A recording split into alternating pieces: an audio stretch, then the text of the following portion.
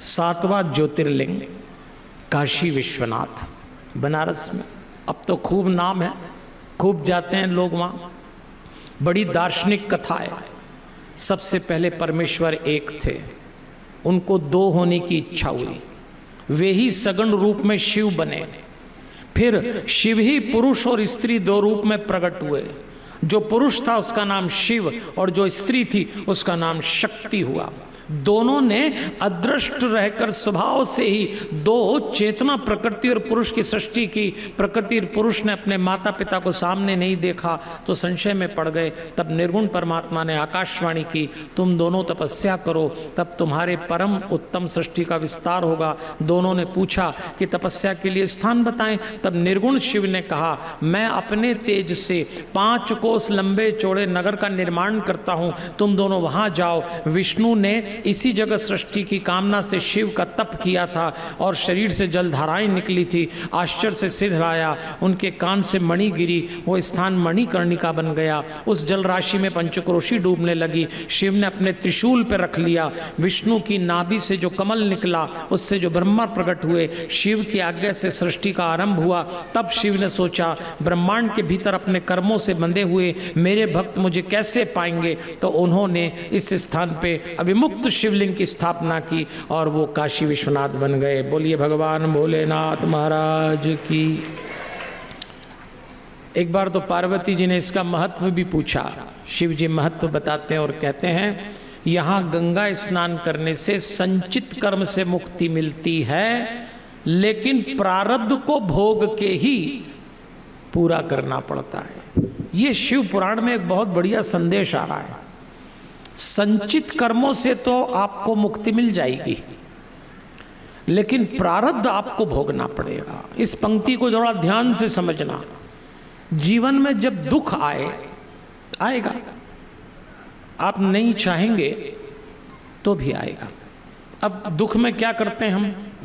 या तो उदास हो जाते हैं, डिप्रेशन में चले जाते हैं, या आक्रामक हो जाते हैं। सहज रहिए। इसलिए हमारे यहाँ शास्त्रों में, पुराणों ने, शिव पुराण ने एक व्यवस्था दी। बहुत कुछ हमारे जीवन में प्रारब्ध का भी घटता है। हम लोग हिंदू हैं, पुनर्जन्म में विश्वास रखते हैं, तो हम मान के चलते हैं कि हमारा पिछला जन्म है, वो प्रारब्ध है। तो आज हम सब अच्छे काम करें, पर प्रारब्ध का दोष तो भुगतना ही पड़ेगा। तो थोड़ा आश्वासन हो जाता है, टेंशन मिट जाता है कि चलो, आज भी कुछ लोग हैं जिनके जीवन में बड़े से बड़ा दुख आया और उन्होंने ये कह के उस दुख को विदा किया, नहीं होगा प्रारब्ध में तो चलो भोग लेंगे। ये संतोष, ये संतुष्टि, ये भाव आपको दुख से बाहर करेगा। ये भाव आपको पीड़ा से मुक्त करेगा। और आइए अब हम चलते हैं 8वें इसमें, त्र्यंबकेश्वर। देवियों और सज्जनों, नासिक जिले में है, महाराष्ट्र में, आप लोग गए होंगे। इसकी कथा आती है कि गौतम ऋषि की पत्नी अहिल्या, एक बार अकाल पड़ा तो दोनों ने तपस्या की, वरुण को प्रसन्न किया।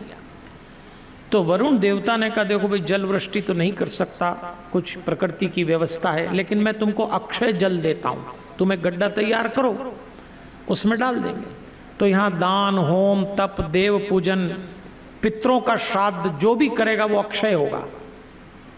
गौतम ने उस जल से सबका उपकार करना आरंभ किया। साधु को कोई चीज मिल जाती तो साधु सब में बांटता है, सबको देना शुरू किया। दूसरे ब्राह्मण भी वहां आके रहने लगे, अकाल पड़ा था।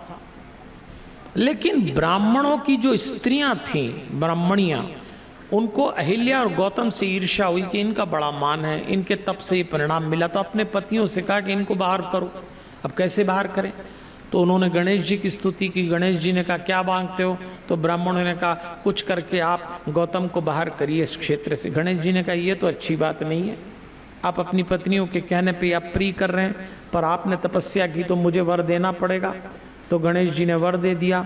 घटना घटी, खेत में गणेश जी एक कृष्णकाय गाय बन के गए। गौतम जी हाँकने लगे, गाय गिर गई, मर गई। गौहत्या का शाप लग गया, पाप लग गया। तब ऋषियों ने कहा, गौतम तुमने गाय मार डाली। सब ने उनको, पति पत्नी को फटकारा, यहाँ से जाओ। तो गौतम दूर जाके एक आश्रम बना लेते हैं।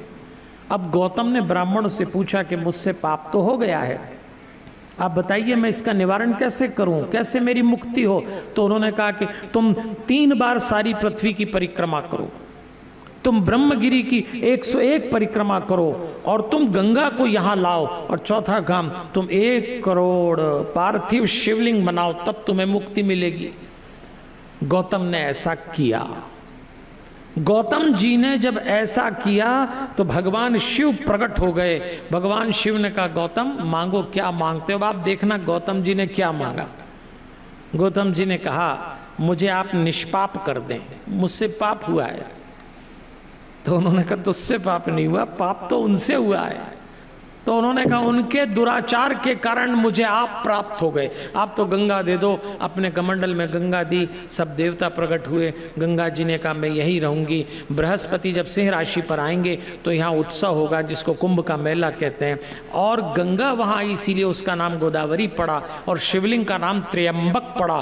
3 लोक का पिता यानी त्र्यंबक, सतोगुण रजोगुण तमोगुण के महेश का नाम त्र्यंबक। और ऐसा कहते हैं इसकी फलश्रुति में दान पूजन तप पितृ श्राद्ध अक्षय वहां होता है। आज भी पितृदोष निवारण के लिए हमारे ज्योतिष लोग कहते हैं कि सर्व पितृ दोष करना हो, निवारण करना हो, काल सर्प योग की पूजा करना हो तो या तो त्र्यंबकेश्वर जाओ या उज्जैन आओ, वहां भी सिद्धवट पे ये पूजा होती है। तो ये उसकी फलश्रुति। अब देखो आप, अच्छा खासा चलता जीवन है, और अहिल्या और गौतम को वैर के कारण, शाप के कारण ये सब हो गया है। इसलिए हम तो कहते हैं देवियों और सज्जनों, इस जीवन को संभाल के भगवान के भरोसे चलाओ। आप नहीं जानते कब कौन सी घटना घट जाएगी, और अगर आपकी तैयारी नहीं हुई तो आप टूट जाओगे। तैयारी हुई तो उससे भी बाहर ले जाएंगे। आइए 9वें ज्योतिर्लिंग में चलते हैं। नाम है वैद्यनाथ, बिहार में जसडीह स्टेशन के पास। पुराण के अनुसार ये चिता की भूमि है। इसकी कथा आती है कि रावण ने हिमाचल पर्वत पर दक्षिण में एक जंगल में एक गड्ढा खोदा, उस गड्ढे में अग्नि की स्थापना की, फिर उसमें शिव को स्थापित किया और कठोर तपस्या की। रावण ने मस्तक काटे, 9 मस्तक उतारे, एक बचा, शिव प्रकट हो गए। बोल क्या मांगता है। रावण तो दुष्ट था, उसने कहा आप मेरे साथ लंका चलो। अब शिव घबराए कि ये तो ले जाएगा तो बंदी बना लेगा। अनमने मन से शिव ने कहा देख मैं तो नहीं चल सकता तेरे साथ, पर ले इस शिवलिंग को ले जा। रावण जैसा व्यक्ति इतना बड़ा तप करके परमात्मा को प्राप्त कर लेता है, लेकिन अहंकार क्रोध वासना दुर्गुण नहीं मरते। पर ईश्वर तो तप से बंधा है। रावण के पास वो सारी योग्यता थी कि वो किसी भी शास्त्र का महानायक बन सकता था, इतना विद्वान, और दुनिया का सबसे बड़ा खलनायक बन गया। क्या हुआ था ऐसा। हम लोग तो रावण को जानते ही, हर साल जलाने जाते हैं ना दशहरे पे। आपके यहां भी मनता होगा दशहरा। आजकल तो खबरें में, अखबार में, खबरों में पढ़ना मिलता है इस बार हमारे नगर में 51 फीट नहीं 75 फीट का रावण, इस बार 100 फीट का रावण। अब बताओ रावणों की हाइट बढ़ रही, राम जी के पता ही नहीं है। हाइट पे हाइट बढ़ रही है। कैसे मरेगा रावण। कल आपको हनुमत अवतार की कथा में मैंने याद दिलाया था। राम जी जब इस संसार से लीला समेट के गए तो उन्होंने कहा था हनुमान तुझे यहां रुकना पड़ेगा। मैंने रूप रावण को मारा है, अरूप रावण आज भी जिंदा है और मेरे भक्तों को परेशान करेगा। काम क्रोध मद और लोभ के रूप में रावण आज भी जिंदा है। और राम जी ने कहा मैं जानता हूं रावण किसी से नहीं डरता, रावण हनुमान जी से बहुत डरता है। इसलिए हनुमान जी का पल्ला पकड़ना, इस संसार में रावण रूपी दुर्गुण जब आपको परेशान करें, एक हनुमान चालीसा पढ़ लेना, एक हनुमान जी को याद करना, क्योंकि रावण हनुमान जी से बहुत डरता। देवियों और सज्जनों, हर साल आग लगाते हो रावण में, फिर भी बुराई जिंदा रह जाती है।